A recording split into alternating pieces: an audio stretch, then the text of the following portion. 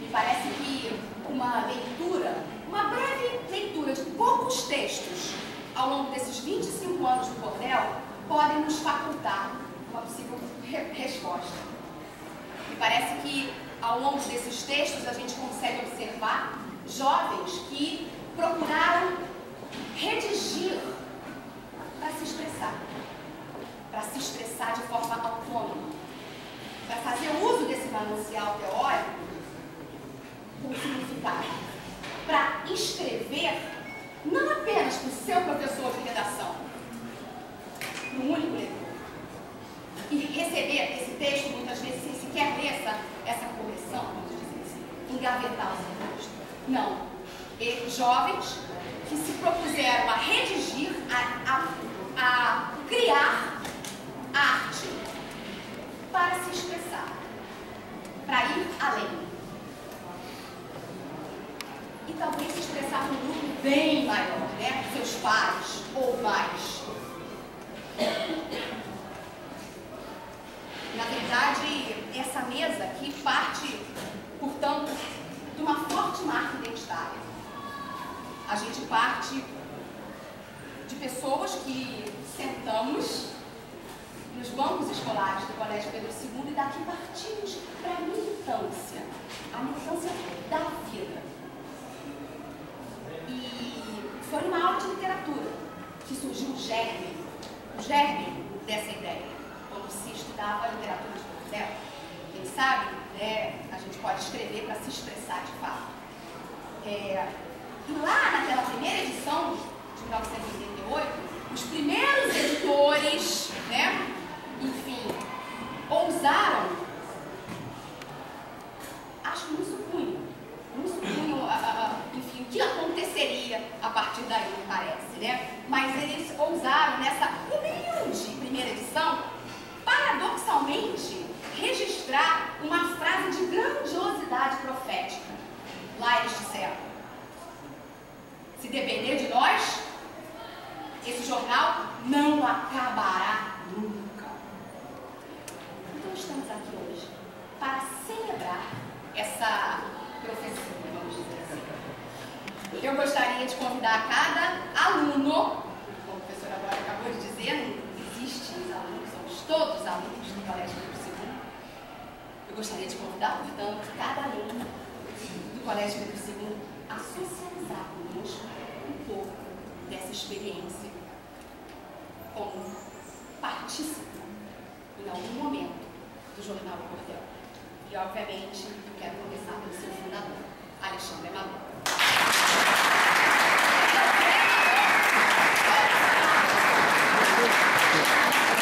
A Dana apresentou aqui, né? Eu cursei 1 ano de jornalismo, mas acabei sendo cativado mesmo pela coisa da escola.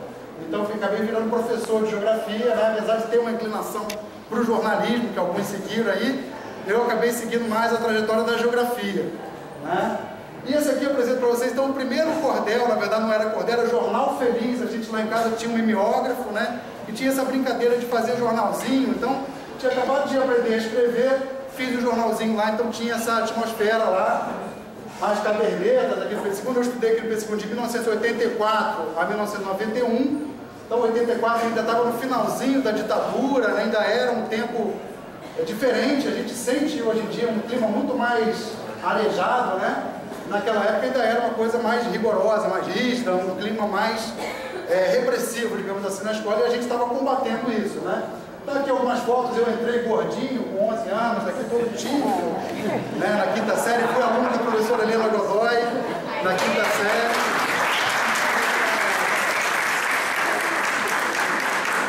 E aí fui me transformando ao longo do tempo, né? E aí na 8ª série, então a gente foi realmente crescendo, né? Não só nas matérias, mas em termos de vida. E o Grêmio é fundamental para isso, para você poder trabalhar com outras áreas que não só as matérias, as provas, né, que é super importante, mas a escola é muito mais do que as matérias, né, que a gente estuda, tem toda essa vida, né, que a gente está se preparando para ela. Bom, também tenho que pontuar, o nome era uma coisa importante, o cordel. Realmente, a ideia do jornal já estava surgindo, porque em 88 estava tendo uma mobilização muito grande dos grêmios de várias escolas do Rio de Janeiro. A minha irmã, inclusive, era presidente do Grêmio do CAP da UFRJ, então eu tinha um exemplo na família ali de alguém que já estava envolvido nessas mobilizações, né? E tinha reuniões todas as sextas-feiras na AMES, então reunimos vários grêmios. E a gente aqui no Pedro II tinha um grêmio que estava fechado, estava parado, tinha um presidente antigo, gente boa, mas que não conseguiu mobilizar, né? Esse aqui é o jornal do CAP UFRJ, que meio que inspirou um pouco o Cordel, a forja, né? E aí o Cordel então surgiu já meio almejando um pouco, visando o Grêmio, né? Então, fazendo uma crítica ao Grêmio que estava muito fechado, falando da AMES, né? E mostrando, apresentando algumas pessoas que poderiam compor uma chapa no ano seguinte. Então foi uma coisa bem pessoal mesmo, né? A questão do Cordel não era do Grêmio no começo, né?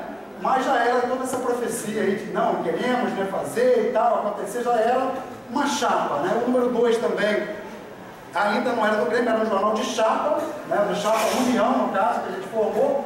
E aí surgiram essas duas colunas que são sucesso até hoje, né? Que é a Se Burrice Matasse e a coluna dos recadinhos, né? Que acho que é o grande sucesso do jornal, o grande marketing, né, jornalístico aí, foram essas duas colunas, que logo no segundo número já saiu essa coluna, até hoje acho que ainda existe isso. No de hoje saiu? Recados e Burrice. Então, agora a gente foi muito criticado por isso, né? Porque pensaram, o jornal de recadinho, é fofoca. A gente foi muito criticado. A gente dizia assim, olha, no recadinho é para vender o jornal. A gente bota no jornal um monte de texto político, falando da mobilização e tal. Se as pessoas vão ler ou não, a gente espera que leiam. Mas a maioria acabava lendo o recado. O recado é que fazia um burburinho nas escolas, que até hoje ainda deve ser por aí. Mas a gente escrevia textos politizados também, na esperança de alguém ler algum dia aqueles textos, apesar dos recadinhos e as burrices serem os mesmos distantes, né? Então aqui está a Chapa União, o conflito da Chapa União. O Fofão foi o vice-presidente, a gente tentou formar uma chapa com pessoas da manhã, da tarde, da noite. Foi uma eleição muito disputada, e como uma eleição muito disputada, todo mundo estava com o Cordel 3, aí sim já foi o Jornal do Grêmio. A partir do Cordel 3, a gente ganhou a eleição, a Chapa União, e aí a gente associou então ao Cordel, ao Grêmio, né? E aí até tem uma matéria aqui falando do projeto Salvem a Biblioteca, no Cordel 3, até bem apropriada de falar aqui na biblioteca, né? Então o Grêmio pode fazer várias ações, não só na sala do Grêmio, mas na biblioteca, né? Em outras áreas do colégio, né? Cordel 4, a gente já tentando imprimir um ritmo mensal, né? O Marco Antônio, a arte, todo do Marco Antônio, a arte final, e tentando descobrir talentos, né? Acho que o Cordel teve muito sucesso por descobrir talentos. Aqui no Pedro II a gente tem muitos alunos talentosos, né? Seja no desenho, seja na escrita. Então, por exemplo, o Alexandre Palma. Esse garoto estava na 6ª série e estava lá desenhando muito. A gente viu lá, pô, não, cara, você tem que desenhar no Cordel, vamos pro Cordel. E ele era um garoto pequenininho, da 6ª série, né, tímido, nunca iria desenhar no Jornal do Grêmio se ele também não tivesse um incentivo, né, de vamos lá mostrar o seu talento, né, e não só o Adeilton, o Alexandre Palma, mas Adeilton, outras pessoas, o Marco Antônio também, algumas pessoas meio que seguiram nas suas trajetórias profissionais coisas que começaram a exercitar na época do Grêmio. Né? Então o Cordel e o Grêmio meio que se misturaram. E no Grêmio a gente meio que, querendo ou não, acho que a gente sabia que estava fazendo um pouco história. A gente jogou muita carga, muito trabalho. Né? Então, assim, eu estava lendo no jornal ali, o Cordel, foram 10 reuniões do Grêmio nas férias de julho. 10 reuniões do Grêmio para discutir o Cordel, a festa folclórica. Quer dizer, muita relação. Lógico que a gente nunca imaginou que ia continuar, que ia ter continuidade, mas a gente realmente jogou uma carga muito grande, fez um Grêmio, tentou buscar realmente os alunos para o Grêmio, né? Porque é uma dificuldade isso, né? Você tem um distanciamento, né? A crise da representatividade. Né? Então, você tem lá o presidente do sindicato, o presidente do Grêmio, que às vezes é de um partido, mas a grande maioria dos alunos, a grande maioria dos trabalhadores não são daquele partido, né? Então essa coisa da partidarização é uma coisa meio complicada. O Grêmio ele tem que ser sempre apartidário, né? E promover muitas atividades para os estudantes para tentar que os estudantes tenham um canal, que eles se reconheçam, né? Se sintam representados pelo pessoal do Grêmio e que, a partir daí, dessas atividades, que podem ser taxadas de bobinhas, mas que não são nada bobinhas, né? Uma festa, um show, uma excursão, né? Um jornal, porque a partir daí você vai ter um engajamento das pessoas, uma mobilização, até para ir para uma passeata, para um abaixo-assinado, um protesto, alguma coisa mais política. A gente participou intensamente da campanha de diretas para diretor, aqui no Colégio Pedro II, né? Em 88, 89, 90, e aí muitos bons olhos que a gente vê agora uma direção que já foi eleita, né? Então, quer dizer, isso caminhou bastante. Essa luta a gente conseguiu conquistar. Eleições diretas para diretor, que na época a gente não tinha. A gente votava para presidente da República, mas não podia votar para diretor da escola. Então, tanto é que tinha esse lema, diretor e presidente, quem escolhe é a gente. Né? Bom, Cordel 10, aqui teve a campanha do passe livre. Essa coisa do passe livre está sendo falada agora para todas as pessoas, mas em 89 a gente teve muita passeata, mobilização para a aprovação da lei do passe livre para os alunos, né, da rede pública. A gente conseguiu aprovar a lei, mas foi difícil de implementar ela, porque os motoristas não abriam a porta.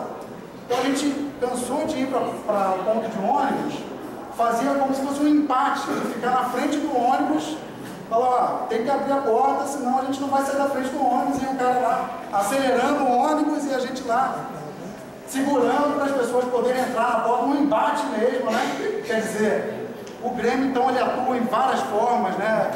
E tem que estar buscando essa sintonia com os alunos. Aí, a gente, no ano seguinte, a gente passou a se dedicar à AMES também, que é a entidade de secundaristas de todo o Rio de Janeiro. Então, não só no Pedro II, a gente também começou a ajudar nessa entidade da AMES, né, o jornal da AMES, teve participação da Alexandre Paula também, a gente ajudou. E realmente essa participação política aqui no Pedro II faz toda a diferença, né? No outro ano a gente achou melhor fazer uma eleição sem presidente de Grêmio, mais um colegiado mesmo, com várias diretorias. Eu fiz parte de uma diretoria de ensino, né, que era mais a parte de reivindicações, né, a boca no trombone, fazer protestos, denúncias, né? E aconteceu também. E aí foi tendo outras gestões de Grêmio, né? Eu tive que sair da escola, infelizmente, né? Eu nem teria ficado a vida inteira aqui, amarradão, mas a gente tem que sair, infelizmente. Então aproveitem, curtem bastante essa época, passa rápido, né? Infelizmente. Né? Depois vocês vão para o DCE, para o CA, mas o Grêmio fica lá para trás, né? E aí depois a gente volta para relembrar.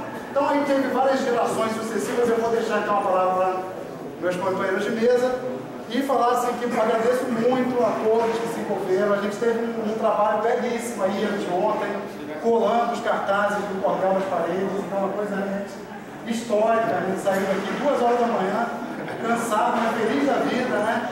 O pessoal do Grêmio atual também chegou junto, né? A gente foi muito bacana. E acho que ficou para a história. E realmente assim, eu não esperava que a coisa acontecesse, mas volta e meia eu achava um aluno do segundo no ônibus e perguntava, vem cá, você estudou onde? Ah, no Maitá? Ah, você conhece o Cordel? Cordel, o Cordel, pô, o Cordel, eu fiz o Cordel e tal.